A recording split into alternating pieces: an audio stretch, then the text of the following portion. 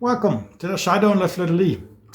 Today I am back up in top of the summer kitchen staining these faux beams, not the original ones, not these ones in the center, but all the ones around the sides.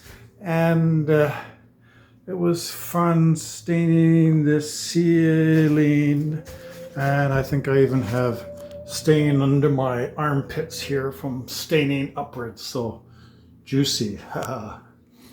Anyway, it's warm here anyways because I'll show you a video, but I'm standing on the roof just trying to stain on top of the cathedral ceiling. Anyways, I got it done and even stained the cedar shakes that are up on the sides. This is all provincial stain, but as I found, even the same manufacturer, I used a new can and it was darker. So I had to turn around and stain everything over again to make it darker. So it's actually a little too dark, but we'll see what it looks like when it dries.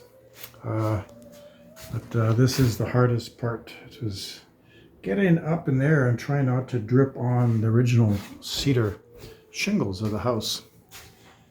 Anyway, that's one step closer. And then I can seal some of this stuff with caulking and then start plastering in between to make this room a little nicer, and then have a new baseboard, a wall heater over here to heat this room.